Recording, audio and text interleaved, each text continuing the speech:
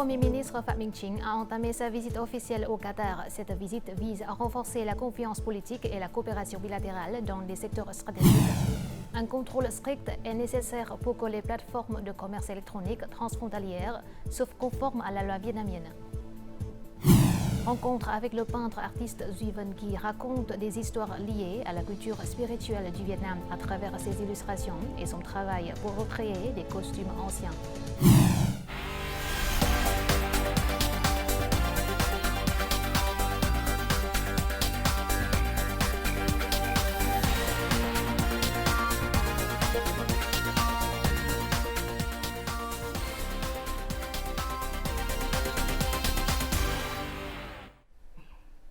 Mesdames et Messieurs, bonjour. Merci d'être venus dans cette nouvelle édition du journal francophone.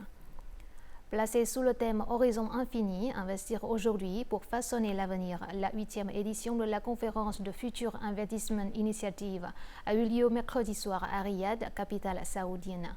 Le Premier ministre Pham Minh Chinh y a prononcé un discours important.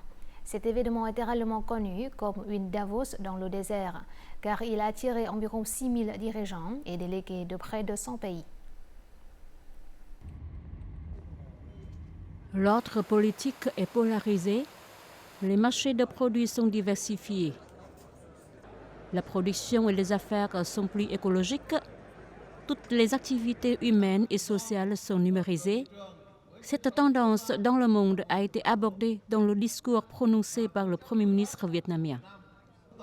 Cette réalité exige que tous les acteurs s'unissent pour résoudre les problèmes de manière globale, collective, intégrale et mondiale. Il faut investir de façon efficace, responsable et orientée vers l'avenir. Le Premier ministre Pham Minh Chinh a appelé à encourager tous les investissements pour le développement, notamment dans la science et technologie, l'innovation, l'amélioration de la qualité des ressources humaines, la transformation numérique, la transition verte, l'économie circulaire et l'adaptation au changement climatique. Il a souligné que le Vietnam avait signé 17 accords de libre-échange et ouvert son marché à plus de 60 pays et territoires. Surmontant la distance géographique, le Vietnam et les pays du Moyen-Orient en général, et l'Arabie saoudite en particulier entretiennent depuis longtemps une tradition de bonne amitié. En particulier, ces dernières années, les pays du Moyen-Orient ont placé le Vietnam dans une position prioritaire de leur politique d'orientation vers l'Est.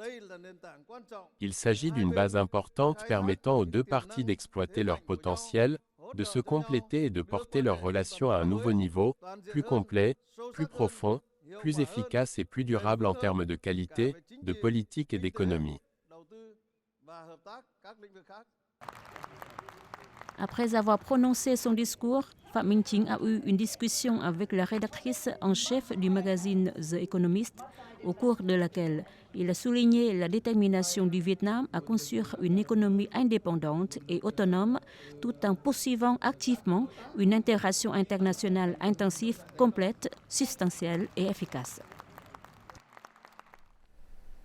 Le Premier ministre Pham Minh Chinh est arrivé mercredi soir à Doha pour une visite officielle de 3 jours au Qatar, dernière étape de sa tournée au Moyen-Orient. Ce jeudi matin, le Premier ministre vietnamien a été solennellement accueilli par son homologue qatari. Les deux dirigeants se sont par la suite entretenus sur les mesures visant à renforcer la coopération bilatérale dans plusieurs secteurs stratégiques. Il s'agit de la première visite d'un Premier ministre vietnamien au Qatar depuis 15 ans. Ce déplacement a pour but de contribuer à renforcer la confiance politique et à ouvrir une nouvelle période de coopération entre les deux pays.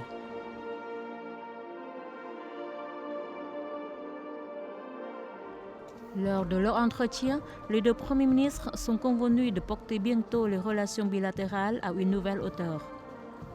Les deux parties ont déterminé que la coopération économique, commerciale et d'investissement constituait un pilier important des relations bilatérales. Le Premier ministre Pham Minh Chinh a demandé au Qatar de soutenir le Vietnam dans le développement de l'industrie halal et de promouvoir les négociations sur les accords de libre-échange entre le Vietnam et le Qatar, ainsi qu'avec le Conseil de coopération du Golfe.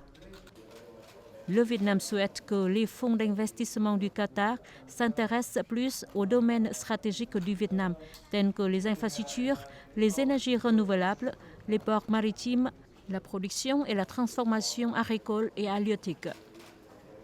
Les deux dirigeants ont convenu que la sécurité et la défense, y compris la cybersécurité, devraient devenir un pilier de la coopération bilatérale dans les temps à venir. Le Premier ministre Phạm Minh Chính a demandé au Qatar de créer des conditions favorables pour la communauté vietnamienne. Les deux parties envisageront de négocier un accord d'exemption de visa pour les détenteurs de passeports ordinaires. Suite à leur entretien, les deux premiers ministres ont assisté à la signature de plusieurs accords de coopération importants dans les domaines du transport aérien, du sport, de la justice et un mémorandum de coopération entre l'Académie diplomatique du Vietnam et celle du Qatar. À l'occasion de sa visite officielle au Qatar, le Premier ministre Phạm Minh Chính a eu une rencontre avec le personnel de l'ambassade du Vietnam et les représentants de la communauté vietnamienne au Qatar. Phạm Minh Chính a affirmé que le parti et l'État considéraient toujours la communauté vietnamienne à l'étranger comme une partie inséparable du peuple vietnamien. Le chef du gouvernement souhaite que la communauté continue à s'unir pour préserver et promouvoir les valeurs culturelles et la langue vietnamienne au Qatar. Ce jeudi matin à Hanoï, dans le cadre de la 8e session de l'Assemblée nationale, les députés ont discuté de la création de la ville de Hue, relevant du ressort central. Il s'agit d'une prémisse importante pour faire de la province de Thừa Thiên Huế, d'ici 2030, l'un des pôles majeurs et uniques de l'Asie du Sud-Est en termes de culture, de tourisme et de soins médicaux intensifs, et l'un des principaux centres du pays en matière de sciences et technologies, de l'éducation et formation. Dans l'après-midi, les députés ont discuté en séance plénière des amendements à la loi sur l'assurance maladie. Les députés ont insisté sur l'importance de développer les services de santé de proximité en investissant dans les infrastructures, les équipements médicaux et les ressources humaines. Ce projet de loi devra être voté le 27 novembre pour approbation. Plus d'un mois après le passage du typhon Yagi, les zones agricoles de Hanoï, notamment les plantations de pêche et de kumquat, s'efforcent de se rétablir pour les vacances du Tết qui arrivent dans 3 mois. Alors que certains agriculteurs replantent, d'autres intercalent des cultures à court terme pour générer des revenus en attendant les récoltes à plus long terme. La capitale prévoit d'allouer plus de 2300 milliards de dong pour aider les agriculteurs à rétablir leur production. Dans un célèbre jardin de kumquat de Hanoï, les agriculteurs s'affairent à tailler et à façonner les branches pour la saison du Tết. La récente tempête a provoqué la montée du niveau du fleuve Rouge, submergeant 90% de cette zone de culture. Malgré ce contretemps, des pousses vertes sont réapparues sur les arbres. Bien que le travail soit écrasant, les gens restent optimistes quant à la récolte à venir. Les racines des plantes mortes sont déterrées pour éviter la contamination du sol et préparer la terre pour la prochaine saison de récolte. Les agriculteurs revitalisent également les plantes restantes pour la saison du thé. Dans cette zone de culture de pêche, de nombreuses familles ont perdu des vergers entiers de pêcher à cause de la tempête. Comme il faudra plus de 2 ans pour obtenir une récolte, les agriculteurs cultivent donc des légumes à court terme pour un revenu immédiat. Hanoï devrait allouer plus de 2346 milliards de dong à la reprise de la production en se concentrant sur l'extension et le report des dettes pour soutenir les agriculteurs. Ce soutien peut être modeste, mais il nous encourage à nous remettre de ces graves revers. Nous avons demandé aux agriculteurs de commencer immédiatement la récolte d'hiver. 1600 hectares de cultures d'hiver ont été plantés pour compenser le déficit de production après la tempête. Hanoï prévoit de soutenir les agriculteurs avec 10 à 30 millions de dong par hectare de légumes et 60 à 90 millions de dong par hectare de pêche et de kumquat. De plus, les taux d'intérêt seront réduits ou supprimés pour les producteurs gravement touchés.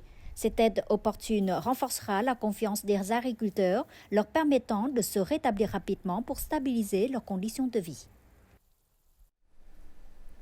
Récemment, de nombreuses plateformes de commerce électronique transfrontalières ont opéré au Vietnam, mais ne se sont pas enregistrées auprès du ministère de l'Industrie et du Commerce.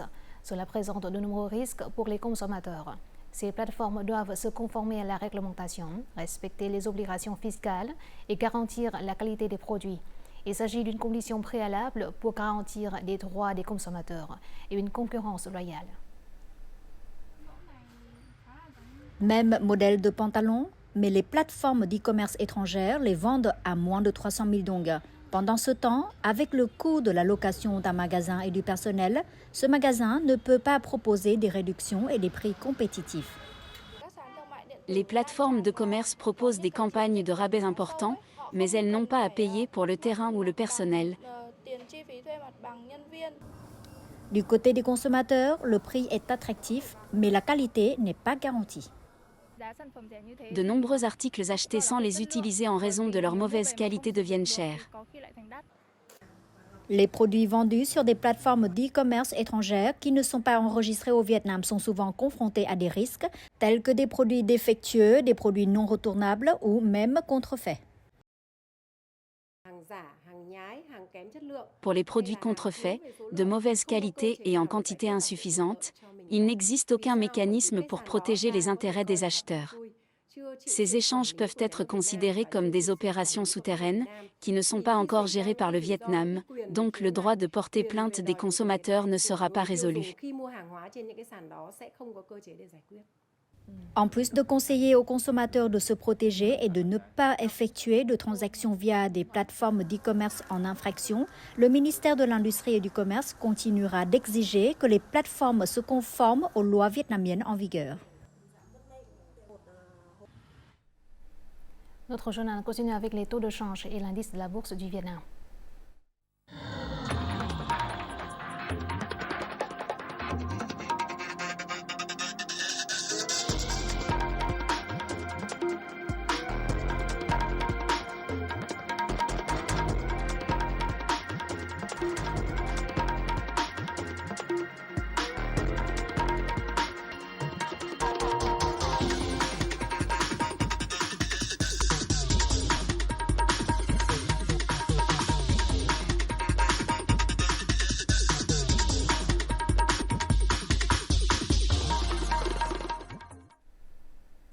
Selon les dispositions de la loi sur la protection de l'environnement, au plus tard le 31 décembre de cette année, tous les ménages et individus au Vietnam doivent trier les déchets avant de les jeter.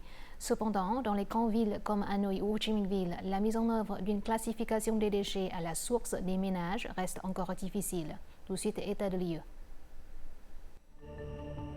Les déchets ménagers sont souvent entassés juste à côté des magasins, au milieu des rues des quartiers centraux de Hanoi. Madame Xuyen, propriétaire d'un magasin dans le district de Hoan Kiem, a dû s'habituer à la situation d'empilement d'ordures devant le magasin.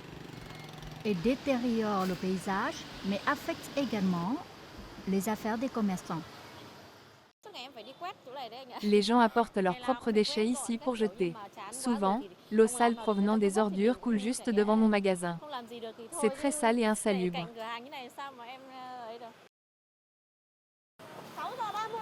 Les gens jettent leurs déchets n'importe quand et n'importe où. 5 districts de Hanoi, dont Hoan Kiem, Ba Đình, Đống Đa, Hai Bà Trưng et Nam Từ Liêm, ont été sélectionnés pour piloter la classification des déchets à la source. Dans ces rues, les poubelles ne sont pas placées devant les maisons pour éviter de devenir des points de rassemblement.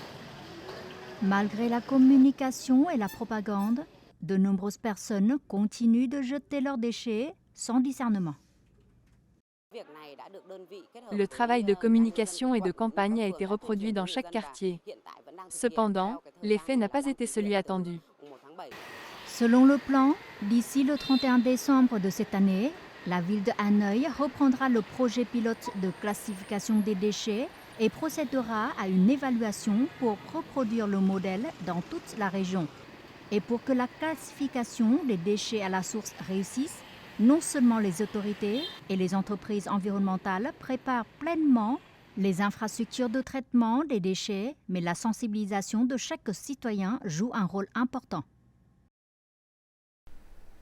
La province de Ninh Binh a récemment coopéré avec l'UNESCO pour mettre en place le projet de quantification de la valeur économique du complexe paysager pittoresque de Chang'an. Ce projet permet de planifier des stratégies pour promouvoir les valeurs patrimoniales à l'avenir. La quantification des valeurs économiques du site du patrimoine mondial de Chang'an a été réalisée par l'UNESCO et des experts vietnamiens pendant plus d'1 an. Les deux parties ont mis l'accent sur les méthodes permettant de mesurer l'impact du patrimoine de Chang'an sur les moyens de subsistance des communautés et l'économie touristique locale. Il s'agit d'une approche très novatrice, montrant que la localité met réellement le patrimoine en corrélation avec le développement économique et culturel, créant de nouvelles ressources pour le développement. Chang'an a ouvert une nouvelle ère pour le tourisme de Ninh Binh en devenant un site du patrimoine mondial. Pendant de nombreuses années consécutives, Ninh Binh a maintenu sa position dans le groupe des 15 principales destinations et des 10 provinces attirant le plus grand nombre de visiteurs du pays. Environ 30 000 travailleurs ont obtenu des emplois avec des revenus 2 ou 3 fois supérieurs à leurs emplois précédents. Les résultats de la mesure n'évaluent pas simplement la valeur économique, mais ils contribuent à sensibiliser la communauté à la valeur du patrimoine mondial du complexe paysager pittoresque de Chang'an. L'inscription au patrimoine mondial apporte des avantages à la communauté, au développement socio-économique local et au développement durable de Ninh Binh. Nous attendons avec impatience les résultats du projet. Prendre Chang'an comme modèle pilote pour mettre en œuvre la mesure de la valorisation du patrimoine sera une leçon pour d'autres sites patrimoniaux. Cela aidera également la province à avoir des politiques de développement harmonieuses. Les résultats du projet servent la phase de mise en œuvre du plan provincial de Ninh Binh approuvé par le Premier ministre pour développer la ville de Hoa Lu, selon l'orientation d'une zone urbaine patrimoniale du millénaire et d'une ville créative en 2035. Le 10e Festival des Fleurs de Dalat s'ouvrira le 5 décembre et durera 1 mois. Ayant pour thème Fleurs de Dalat, symphonie de couleurs, le festival comprendra 10 événements principaux, dont un spectacle musical du Nouvel An, un séminaire international sur le tourisme vert et les industries culturelles, une rue du vin, du thé et du café, et un défilé de fleurs avec chars et costumes. Les expositions de fleurs couvriront bien les lieux du centre-ville comme le Lac Xuân Hương, avec la participation d'entreprises et de résidents. Certaines unités et localités étrangères ayant des liens de coopération avec Lâm Đồng et Dalat participeront littéralement à plusieurs programmes.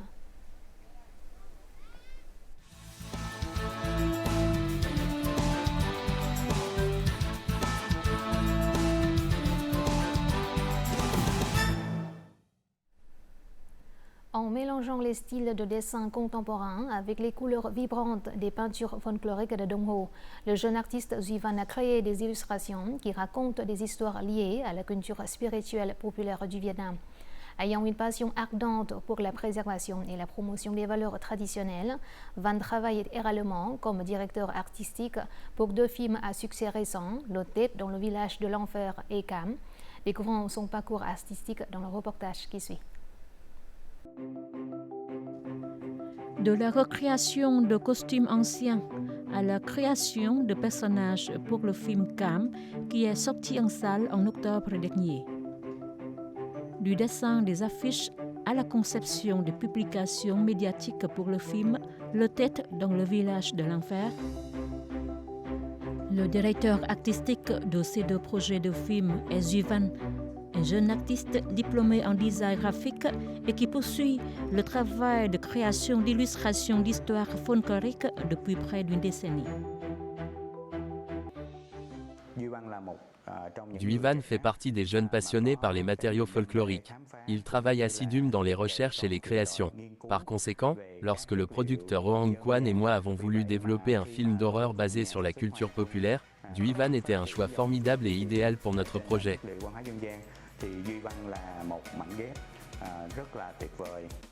Les œuvres de Duy Văn pour les projets cinématographiques, en particulier les films historiques de production Q, ont toujours une caractéristique et une couleur très unique.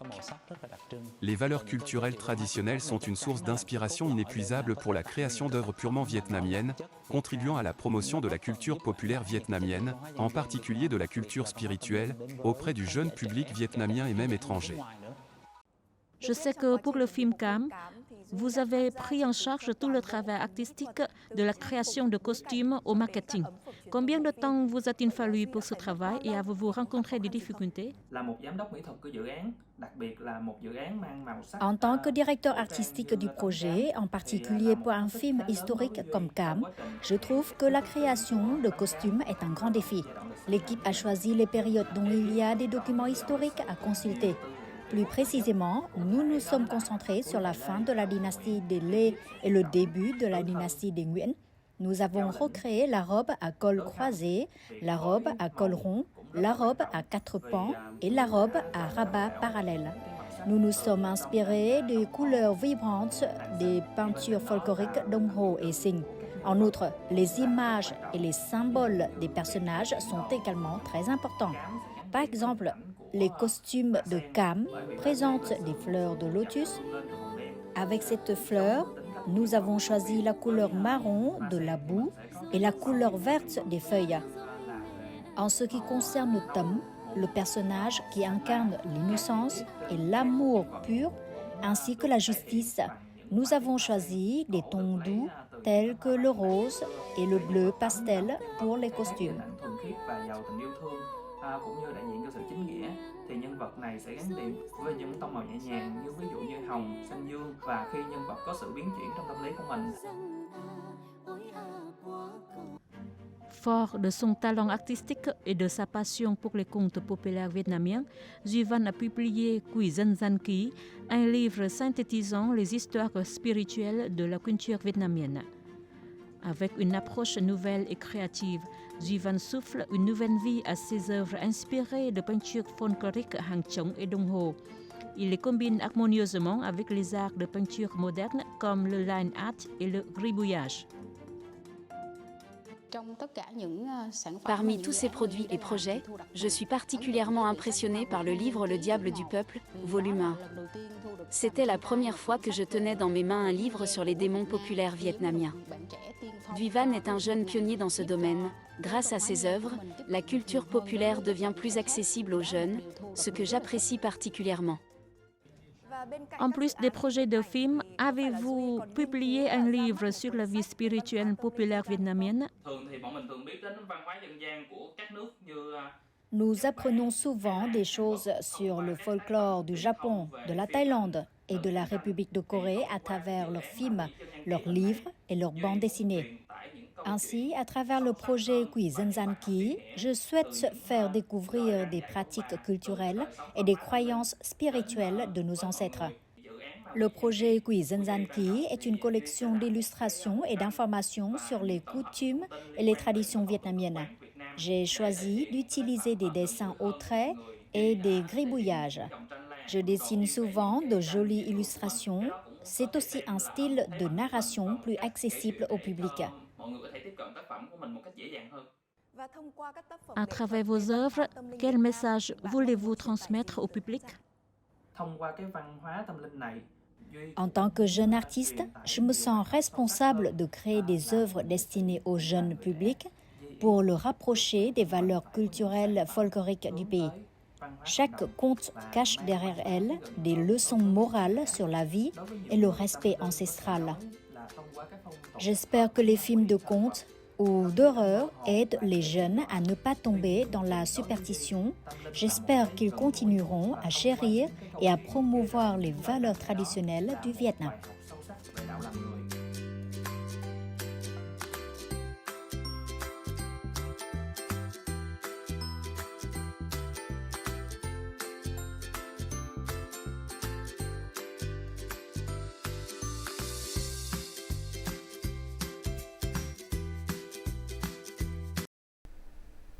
Voici tout de suite les prévisions météo dans les principales villes du Vietnam.